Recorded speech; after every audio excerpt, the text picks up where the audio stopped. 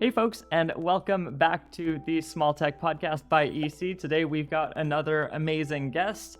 She is a graduate of Stonehill College, a TEDx speaker, and has been named a 40 under 40 honoree by Cape and Plymouth Business Media, recognized as Best Social Media Specialist by Boston Business Women, board member for a variety of places. Meet Ashley Mason, the brain behind A Dash of Social. Hi, Ashley. Hi, Raph. Thank you so much for having me. I'm so excited to have you on. So let's talk a little bit about your background. What brought you to where you are at the moment? Absolutely. So as you mentioned, my company is Dash of Social, which is a content marketing agency based in Massachusetts. We focus a lot on social media management, email marketing, and blog content for tech startups. I got into marketing actually back in 2012 when I had started a fashion and lifestyle blog. And long story short, used social media to become a micro-influencer. My use of social media to grow my own brand made me realize how much of an impact it can make for very little cost with different brands and organizations with building their online presence and reaching the right audience. And it made me realize how much I really enjoyed marketing and being able to support organizations in this capacity. So that sparked an interest. I dabbled in freelancing here and there, starting in probably 2014, before I eventually started Dash of Social in 2016, and now here I am. Nice. And so what was that transition like between sort of the freelancing and what you've created now? Yeah, that's a great question. So I think what ended up happening was when I was freelancing, it was obviously just me, but it got to the point where, which is a good problem to have, I had a lot of clients that were kind of coming on, and it got to the point where I realized that I physically had reached a ceiling in my business. I could not dedicate any more time to work with all of these clients if it was just going to be me. And so that made me realize that it was a good opportunity to transition from just being a freelancer to starting my agency and being able to bring on a really talented, capable, and dependable team to support our clients with a variety of different marketing strategies and executions. I feel like a lot of the people who are going to be listening to this also are going to hit that ceiling at one point. You build a small thing, you get really excited about it, hopefully it grows, and eventually you have to figure out how to move into that next step. Absolutely. I'm kind of curious to hear more about like the types of projects that you've worked on. Like, what's your favorite kind of project to work on? Yeah, I really love social media management. I mean, especially with tech companies. Within the tech space, there's so much that's happening so quickly. And I think that being able to have someone on your team who can help you to support being able to post in your social media profiles and share and communicate everything that you're up to with potential clients, potential customers, potential investors, potential board members. I mean, there's so many audiences that you can reach and speak to through social media. And I think it's crucial to ensure that consistency as you're building your startup or building your brand. So we support companies who are in stealth mode. So perhaps they're not even really public yet. They're working on building up a presence. So when they do launch, they kind of have an audience that's already been built. And we also support companies who kind of, once they get that funding, they're like, marketing is one of the first things that we're going to invest this money into. So it's really great to be able to work with companies in all these different stages and just help them grow. Yeah, as you're talking about those different sort of stages and different channels and audiences, I was thinking so many people that I know, including myself, will just get stuck in like building a thing and just forget to talk about it. Yeah. So it sounds great to have someone to be like, no, you got to talk about it. You got to get it out there, even perhaps before you've built it. Exactly. That's a great point. And I mean, one thing that I always remind my clients is no one's going to know what you sell if you don't tell them what you're selling. And so it's just like a great reminder to be consistent and be active on your social media profiles so that way your audience knows what you're doing and what you're up to. And I also like to say, which is one of my favorite quotes that I can relate to personally, which is the shoe cobbler's son has no shoes. So you're usually so focused on developing and executing something that you're kind of neglecting your own thing. And so it's kind of tough to just remember to not only work on your business, but work in your business. So the things that we tend to talk about tend to be digital products. And in your case, correct me if I'm wrong, you're doing digital marketing only, right? Or do you any kind of marketing? Digital marketing primarily. Okay. So this intersection of like the digital space, digital products and communications, do you have any thoughts about connecting your communications, your marketing strategies into your digital tools? Yeah. So, I mean, there's a variety of different tools. I think it's important to find one that works for you. I mean, if we're talking about social media specifically, a handful of social media platforms have built in tools within them. So, LinkedIn, Facebook, Instagram, Meta, they all have built in analytics. They all have built in social media schedulers so that you can schedule your posts. I think it's really important to kind of rely on what's given to you for free or at a low cost just to start. And then once you end up building and scaling, then you can start to pursue paid tools or tools that might have further capabilities depending on what you're looking for. But definitely don't hesitate to start small and then kind of see what you would need and what features all these different platforms might offer. But I mean, there's so much right at your hands that you can kind of dive into and help you to automate, which I think is so important. Automate your marketing and kind of have it on autopilot so that way it's just out of sight, out of mind, but you know that your stuff is getting taken care of. Yeah, that makes a lot of sense. I think specifically from like a digital product builder's perspective, we talk so much about automation, but often we talk about it in the context of our code and running builds and deployments and stuff like that for our products. But we completely lose track of all of the other things that can be automated.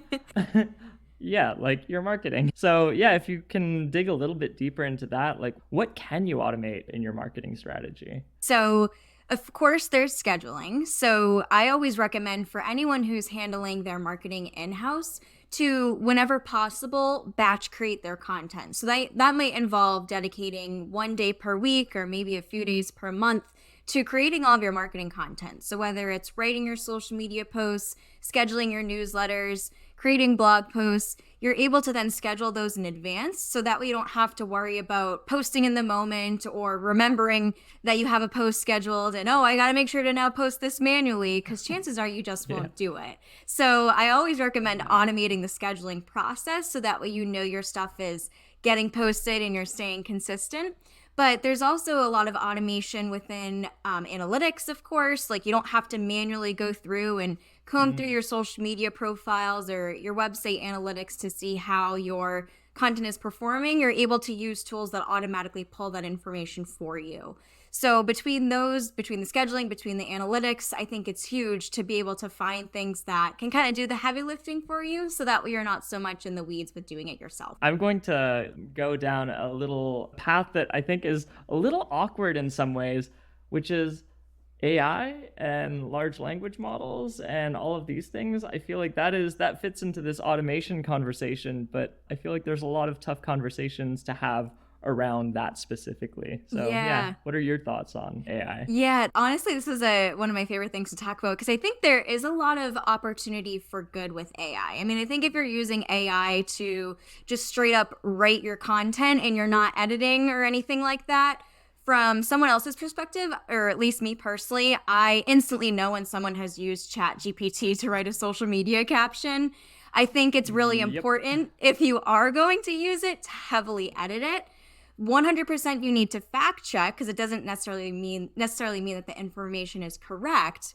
So I think if you're going to use it for rating, you definitely need to make it in your own voice. But I think that AI is huge for idea generation. I mean, a lot of times we all hit that creative burnout where we need to write a blog post or we need to write a social media post and we're like, I don't even know what topic to write about. So if you go to ChatGPT and type in a prompt that will just help you come up with ideas, that will spark so much creativity and inspiration. And now you can go write the content on your own. So I think it's huge for just being able to help you think of topics and get some creativity into your day-to-day. But to actually do the work for you, I think that's a little bit iffy. How about images? How do you feel about those?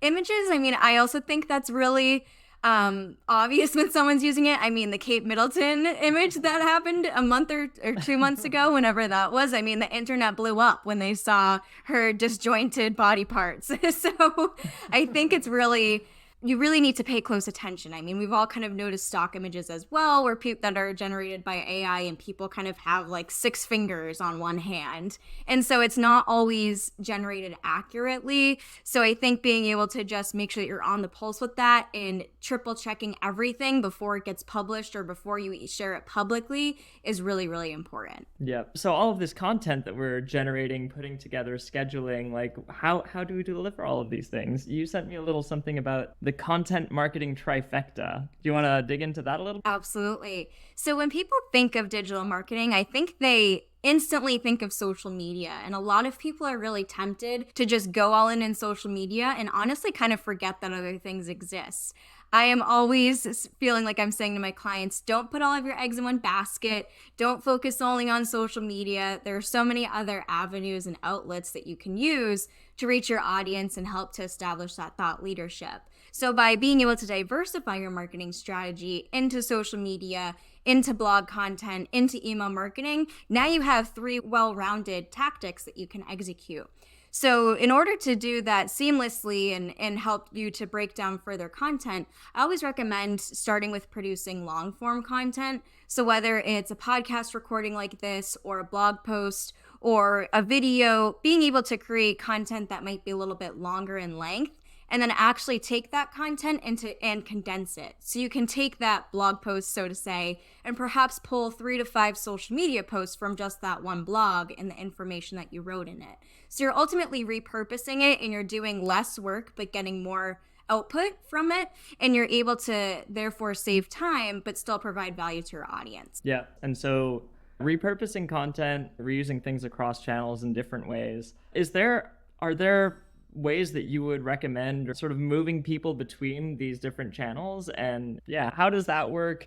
How do you see what's working, what's not, and how they intersect on Great question. So to see what's working and what isn't, you can always look for social media specifically at the analytics that are available within the platform. So you can see how many likes you get on a post, how many followers came from a post, how many comments, shares, saves, all of that information is right there for you, which is super helpful to reference when creating future content.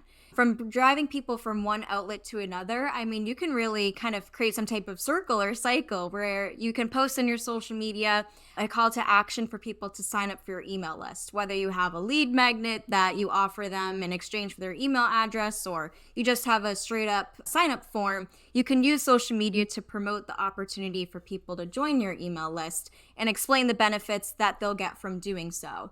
You can do the same with promoting a blog post. So if you write a social media post to promote a new blog post that you just wrote and published, now you can direct the people who follow you on social media to now go to your blog and read that blog.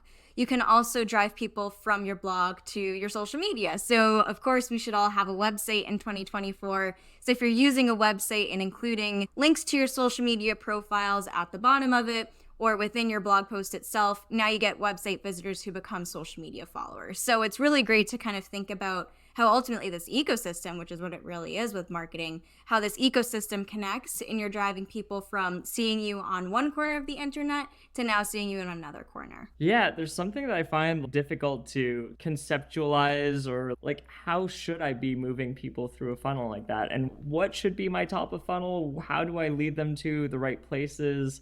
I think that's sort of like the movement within the ecosystem and figuring out where the correct sort of end target is something that I find a little hard to think. Yeah. I love that you asked that. So I would say the really top of the funnel is awareness. You just want people to find out who you are and to find out what you offer. So I think awareness comes the easiest through social media because it's so easy to reach such a wide amount of people with little effort.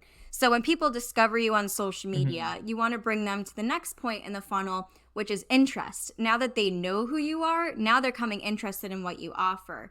When they're interested in what you offer, that leads them to your website. So you're taking them from social media to your website where they can learn who you are, what you do, and how you help.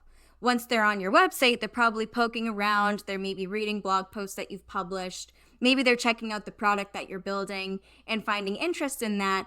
Now they really want to learn more about that product. And how can they learn more about that product? By getting on your email list. That's the third step. So now you've brought that awareness, you've brought the interest, And now you're bringing the nurturing by getting them on your email list, and they can receive those consistent newsletters to find out about product updates, launch timelines, exciting news that are happening within the tech startup, and really being able to pique their interest from there. Thinking about like that top of funnel and social, what about advertising? Where does advertising fit into all of that? I hate LinkedIn. I feel like they always charge so much for such terrible results. Yeah. But yeah, beyond that, what else is there? Yeah, I mean, advertising is always a good idea, but I say you should always make sure that you have a consistent organic presence tied to it if you're going to spend money on paid ads. Because if you're running paid ads but you haven't posted to your social media profiles in 3 months, people might go from your ad to your profile and be like, why isn't this company posting? Like, it might give them almost some hesitancy and kind of question your legitimacy. So I think paid ads are a good idea. I also am a huge fan of partnership marketing. So being able to collaborate with another company or another individual and create content together. So that might be what we're doing. We're hosting a podcast together. That might be hosting a webinar with someone. You can also joint rate blog posts together. You can host an in-person event. I mean, there's so many opportunities to partner with someone who shares a similar audience and is building a product complementary to yours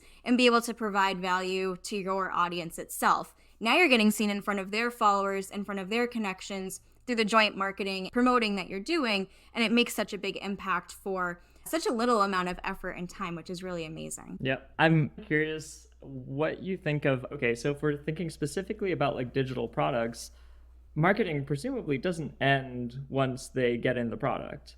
How do you think about like keeping people engaged and how your marketing ties into driving retention and that sort of thing? Yeah, that's such a good point. I always say it's so much more important to retain your customers than it is to acquire new ones. So I think with so many new products being built all the time and tech startups getting some competitors, you want to remind your customers why they've chosen your product. So I think this is especially helpful with webinars, if you do like a product roadmap and show what new features are coming up in the next few months, in the next quarter, in the next year, that keeps your current customers excited about what they can expect to receive. I think sharing that same messaging within newsletters, whether you send like a monthly newsletter or a quarterly newsletter that says, hey, here's what's happening within our organization that you can expect to see, is really important. I also think this isn't necessarily marketing, but I guess a part of sales and customer service, which does integrate with marketing, but that's being able to set up customer satisfaction surveys. So having customer service reps just have a candid conversation with their customers and say, what do you like? What do you not like? What could you do without? What would you like to see that we're not currently offering? Those conversations give you so much insight that you can then use to create content. I mean, if you're hearing pain points, if you're hearing questions that your customers are asking you, you can take that information that they're sharing and you can actually write social media posts addressing the topic or create an FAQ page on your website that addresses those questions. And now you have so much content to use moving forward. I love it. Yeah, that's like crowdsourcing your content from the people you're trying to sell to. Yes. That's awesome. Exactly. Yeah, super cool. Do you want to talk a little bit about specifically your context in Massachusetts? Is there something else that you'd like to poke around at? Yeah, I mean, I would say I think a huge point about focusing on marketing for a company that's building a tech product is that you want to also focus on the executives within that company. So I think oftentimes people often think about the corporate itself focusing on their marketing, but there's a huge untapped potential when you're leveraging your CEO's LinkedIn profile or other executives' LinkedIn profiles that can help to bolster the credibility within the organization and help to get seen in front of their connections. And again, that's kind of a form of partnership marketing, but you're now using their personal brands to drive your mission forward. Yeah, that's a thing that I've been doing a bit of that where we'll put together some content and post it on my profile and then cross post it and back and forth. But when you're talking to someone at a company and you're telling the executives that you need to do this, I felt very hesitant at first with this. Yeah. I'm like, this is my personal profile. I kind of want to disconnect it, but then I realized that there is a lot of value there. and that I can bring in my sort of personal stories, and that can still be part of the sort of company message. So how do you communicate that with executives at a company? Yeah, I think that's something a lot of people kind of go through is they have that hesitancy.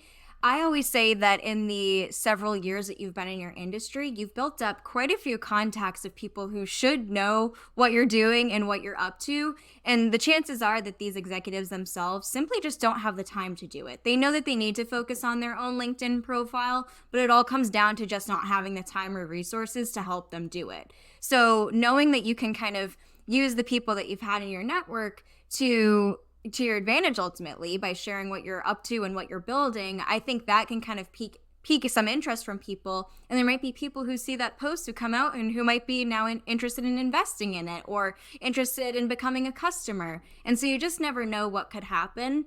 I also think it's a lot easier to have someone else manage your profile. I mean, in addition to what I mentioned with time, a lot of people just kind of struggle to write about themselves. So when you have someone else who's actually writing the content and creating it, it makes it so much easier because we all sit there and if we have to write our own bio, we're like, I don't even know what to say about myself. But having someone else who's kind of taking on that content writing role, it makes it so much easier for you because now you're removed from it and it makes it actually ensure that you're having stuff posted to your profile. Yep, that makes a lot of sense. And yeah, writing your own bio, I feel like it's always such a weird, exactly. awkward thing. It's awkward to write about yourself. Yep. You mentioned something there, which was investors. And I guess a lot of the people who will be listening to this podcast will have either to raise money at some point, whether it is from venture capital, angel investors, or maybe it's foundations, it's grants, it's that sort of thing, but they still need to build a relationship with the people in those organizations.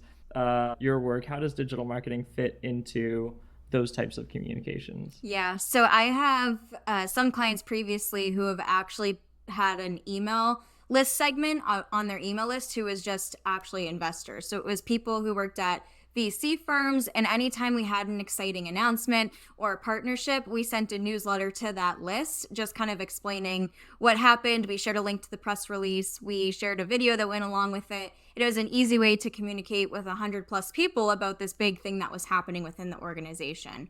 I also think social media is social proof. So people want to know that something's working before they end up giving their money to it. So when you use social media to showcase happy customers through testimonials or showcase the new and innovative features that you have coming up, investors can go and see your content that you're posting and they'll say, hey, this company is moving and shaking over here. They're really making an impact. And I think it might make them feel more secure and more confident in their investment that they may want to make in the future. Cool. Well, thank you so much, Ashley. This was a lot of amazing stuff. So we're on the Small Tech Podcast, and what small tech product do you want to wrap this up with? Yeah, I love Descript. I am also a podcast host. I feature business owners and professionals in Massachusetts, and so I've used Descript for probably the past 2.5 years to pull transcripts from my podcast episodes. I use it to create videos, be able to edit them and include closed captioning.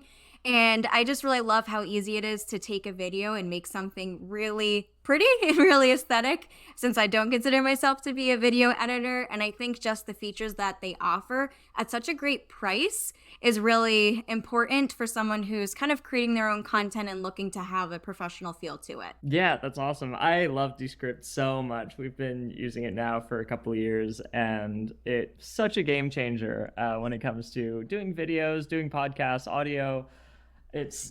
Yeah, I don't know. What are your favorite features? So I would say I love the transcript part because I share a transcript for every podcast episode. And I mean, when I had a podcast years ago, I actually hand wrote my transcripts, and I cringe thinking about that because it took me so much time and I can't imagine doing that now. But it's so important for accessibility. So I love that Descript automates that for me. Yeah. I also love that I'm able to use it because I create a lot of short videos. I love that I'm able to use it to quickly edit my videos. If I say a filler word like or if I mess something up, all I need to do is delete the text of where I said that mistake, and it automatically updates the video itself, which I think is amazing. And I also love that I can easily brand it and include my logo, include my brand colors within the closed captioning. I mean, I think it just makes it really easy and really feasible to create really great and engaging videos in such a short amount of time. Yeah, for sure. That is exactly what we love about it too. It's so good. This episode is not sponsored by Descript, but if they do want to sponsor, hi, cool. Well, thank you so much. She is Ashley Mason, and her company is Dash of Social, and this has been the Small Tech Podcast. Ashley, thanks. Thank you, Raph. And that was my interview with Ashley Mason of Dash of Social. You can go find her at dashofsocial.com. You can find the podcast at smalltechpodcast.com. We're on YouTube, we're on Spotify, we're everywhere you can find podcasts. Remember to subscribe, it helps us out. Remember to rate and review if you enjoyed the episode.